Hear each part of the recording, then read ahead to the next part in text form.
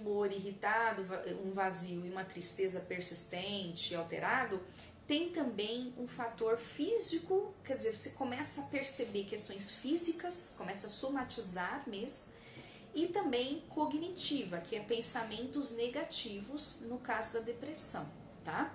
Então dá essa alteração cognitiva também. Num pensamento muito de ruína, de desistência, de não conseguir sair mergulhado mesmo. Eu falo que a depressão é um mar, eu explico assim a depressão com os meus pacientes, é como um mar, você se afunda mesmo, sabe? E sem perceber, porque o mar é isso, ele vai te levando para o fundo e você nem percebe. As pessoas tendem a olhar assim, é só uma tristeza. Não, é tudo isso, é um pensamento mesmo de ruína que gera, inclusive, um impasse para ele tratar, para ele continuar algumas coisas na vida dele, como, por exemplo, ficar casado, como, por exemplo, ficar no emprego. Então, ele começa a ter outras coisas que vão prejudicando a própria pessoa. Por isso que eu falo, traz prejuízo, tá? Bom, vamos falar de sintomas na criança. Os sintomas na criança de depressão é o que tem no quadro de adulto, mas com algumas adaptações para um quadro infantil. Então eu vou falar aqui para vocês então todos os sintomas infantis, mas lembrando que se vocês conhecem um quadro deprimido, vocês vão ver que é muito parecido. Você vê que vai ter vários sintomas iguais, prejuízos na vida dessa criança em mais de um local, ou seja, ela não consegue estudar, ela não consegue se concentrar, então você consegue perceber que há prejuízos na vida dessa criança, que eu vou falar agora quais são os prejuízos através do sintomas. Só que na criança, a depressão, a tristeza, ela não vem acompanhada de choro, tá? Na grande maioria das pessoas, elas choram sem motivo num quadro deprimido. Para a criança, ela só chora num estágio muito absurdo. Quando ela está fora de si, por exemplo, quando ela tem um acesso de raiva, ela chora junto com o acesso de raiva, que eu vou falar aqui, que tem também. Então, ou quando alguém cobra demais, fica muito em cima dela e ela não consegue dar conta, então ela chora porque ela não consegue dar conta daquilo. A criança é como se ela fosse um processo incapacitante mesmo. Ela sempre diz assim, eu não fiz a lição porque eu não sei, mas ela sabe, eu não consigo, ela fala muito, eu não consigo fazer isso, eu não consigo fazer aquilo. Aí se você cobra demais, ela começa a chorar. Então assim, existe um certo contexto, mas ela faz, eu sou burra, eu sou muito burra e por isso que eu não consigo. Então é sempre num contexto muito, ninguém gosta de mim, eu não tenho amigos, é sempre num processo meio incapacitante, né? Os pensamentos negativos. Ela não consegue brincar, isso isso que eu acho que é bem impactante, porque toda criança gosta de brincar, toda criança quer brincar, né? Isso é saudável. A criança quer o tempo inteiro, aquela criança que é agitada, que quer o tempo inteiro, isso é mais saudável, vamos dizer assim, do que a criança que perde a vontade de brincar. Quando perdeu a vontade de brincar, é um sinal. E vocês precisam olhar para isso, tá? Porque é estranho, vocês têm que achar isso estranho. A criança não quer brincar, mas não é que não quer brincar por cansaço, tá? Então assim, você levou ela no parque, ela voltou do parque, aí ela tá cansada, ela não quer brincar porque ela está cansada, tá? Ou ela tá com sono, então ela chora que ela tá com sono. É diferente. Quando eu falo não quer brincar ou perde a vontade de brincar, perde o interesse das brincadeiras, perde o interesse de aprender mais. A criança, principalmente as menores, elas têm ânsias de querer aprender.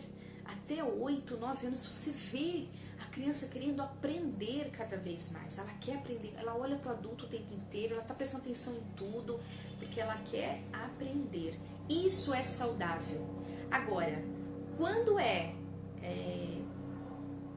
ela não gera o interesse dela de brincar não gera interesse dela de aprender, de olhar para o outro e fazer igual, é um processo, é um sinal, é um mau sinal. Paciência, que é mesmo que o do adulto, né? Irritabilidade, paciência, satisfação. Então você percebe isso igual do adulto. Porém, a diferença aqui de novo é que ela quer muito uma coisa. Então, por exemplo, você percebe que a criança, eu quero pai, eu quero mãe, eu quero. Ela quer aquilo, seja um brinquedo, seja uma comida, ela quer, ela fica insistindo muito. Quando ela tem aquilo, ela quase nem brinca. Ela pega aquilo, tal, parece que não está satisfeita. Parece que ela vive insatisfeita. Ela antes estava insatisfeita porque ela não tinha o tal brinquedo, a tal comida. Quando tem, quando deixam para ela também está insatisfeita, não é bem isso que eu quero, sabe? Ela fica assim, não sei se eu quero, não sei. Fica muito assim, eu não sei se era isso que eu queria. Basicamente é isso.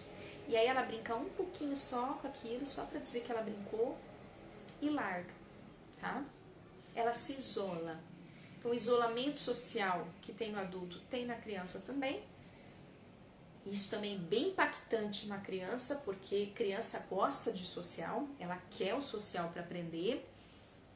E aí, quando chega na fase da depressão, ela se percebe que ela não tem a mínima vontade ali de estar com as pessoas, ela que prefere ficar no quarto, ela prefere ficar em casa, ela não quer sair, ela chora para sair, porque os pais começam, vai brincar com seus amigos e tal, força, ela começa a chorar que ela não quer sair, que ela não quer ir. Você começa a perceber esse distanciamento social, esse isolamento. Utilidade, como o adulto também tem sentimento de culpa excessiva, como o adulto tem também, só que no caso da criança, a culpa ela é muito voltada não só para ela, mas num contexto assim, depreciativo. Então, por exemplo, não fui eu que quebrei o brinquedo, mas eu devia de ter brincado, porque, tá vendo, se eu não brinquei é porque quebrou. Você percebe que a criança tem os comportamentos rompantes de acesso de raiva que você não entende, mas por que ela tá com raiva? Às vezes sem necessidade, assim, não precisava de tanto, e você vê que ela tem aquele acesso de raiva. E é nesse momento que às vezes ela chora, porque ela tem um acesso de raiva, não consegue controlar as duas emoções, raiva e tristeza. Então ela tem uns rompantes assim, sem muito contexto. Você fala, mas não era pra tanto isso, né? Tipo, ela tá perdendo no videogame, né? Por exemplo.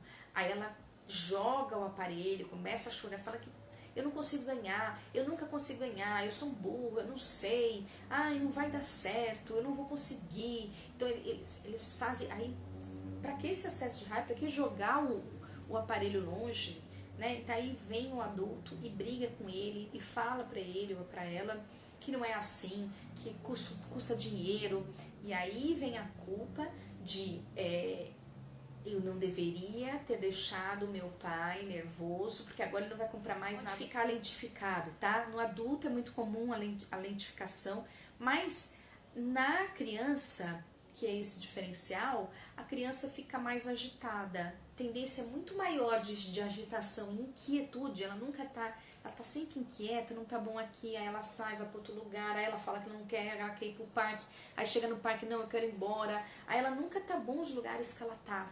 Você percebe que ela tá sempre nessa impaciência, nessa inquietude, tá? Então tem muito mais a ver a agitação motora do que a lentidão, mas pode ficar lentificada sim, tá?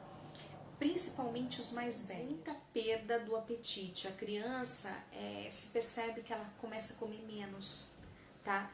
Algumas crianças têm ganho de apetite, tá? Então, ao contrário, igual do adulto, tá? Tem as duas possibilidades, mas de forma geral, se percebe a diminuição do alimento. Se percebe que a criança comia uma quantidade, ela começa a reduzir, tá? E aí perde peso, tá bom? Que não é legal na fase infantil, que a gente quer sempre que vai ganhando, porque elas vão crescendo e isso vai ajudando aí no desenvolvimento. A criança não tá deprimida porque ela tá comendo tanto, né? Mas não é, ela tá impulsiva, ela tá, quando você vê, ela tá pondo coisas na boca que ela nem percebe que ela tá comendo. O que você tá, já tá comendo de novo? Você tá comendo de novo? O adulto sempre fica queixando. Quando chega no consultório, fala assim pra mim, ela não para de comer, ela tá sempre mastigando alguma coisa na boca. Então a criança, ela não começa a ter mais medo, é bem maior a quantidade de pesadelo, tá? Criança tem pesadelo, adulto também tem pesadelo na depressão, mas na criança é muito característico e é maior, é mais medo de morte, medo de perder as pessoas que ela ama, pai, mãe, irmão, ou medo de morrer. Então você percebe que ela fica pensando na morte, ou seja, será que eu vou morrer? Será que eu não quero ficar sozinho? Não tem medo de ficar sozinho, mas o ficar sozinho tem a ver com vai acontecer alguma coisa, eu vou perder, tá? Ou eu vou morrer, ou a minha mãe vai morrer, alguém vai morrer. Então fica uma preocupação no ar dessa criança de perda. Falta de concentração e memória. A criança com depressão, assim como no adulto, também tem uma falta de concentração. Ela não consegue, por isso que a lentidão nas atividades dela. Ela tá lá na escola, ela não consegue entregar o conteúdo, ela não consegue produzir. Ideação suicida. É uma coisa importante de falar. Tem ideação suicida na infância também, além do adulto? Tem, tá? É muito maior com os maiores, né? Você não vê isso aos 6 anos de idade, mas eu vou falar pra vocês, porque eu tô falando da infância inteira. A ideação suicida na infância é sutil, é que nem no adolescente. É bem sutil e do nada. Ele vem com uma ideia. Eu vou dar um exemplo aqui na questão de ser do nada. Ela vem assim, sem contexto, sutil. Quer dizer, ela não vai virar pra você e falar assim, eu tô pensando em morrer. Não é isso. Ela sempre vem sutil. Então, por exemplo, que eu já ouvi de paciente. E se não existisse? E se eu não existisse? Falou pra mãe, né? E aí a mãe me trouxe isso no consultório. E aí eu fui tentar entender o que era aquilo, que na verdade já era um sinal de ideação suicida. Então assim, é sutil, né? Tipo, mãe, e se eu não existisse? Então, essas coisas sutis, você vê muito na adolescência e na infância. E assim, fora do contexto, né? E a criança fala nada, porque eles ficam muito calados, né? A criança fica muito mais calada, você percebe que a criança não se abre muito. Também é um diferencial bem característico da depressão. Pouco ri, sério. Geralmente a gente espera que a criança está sempre sorrindo, sempre feliz, sempre saltitando, né? É isso que a gente vê as crianças, isso é saudável, né? Se a criança está muito quieta, muito reservada, muito séria, quase não sorri, principalmente quem conhece a criança, tá estranho. Vocês precisam olhar para esses outros sintomas. Ela tem pouco prazer, só para a gente fechar aqui os sintomas da depressão, ela tem pouco prazer, assim como no adulto, tá? Então assim, sabe aquela comida que a criança mais gosta? Sabe aquele chocolate? Ela começa a recusar. Não tô afim, né? Você começa a falar, mas o que tá acontecendo com essa criança, né? Que não gosta de doce, gosta tanto de doce e não tá querendo comer doce, gosta tanto disso e não quer fazer isso, gosta tanto de brincar e não quer brincar. Então você começa a perceber a falta do prazer dessa criança. Essa criança fica realmente, eu falo que ela fica cinza, né? Ela fica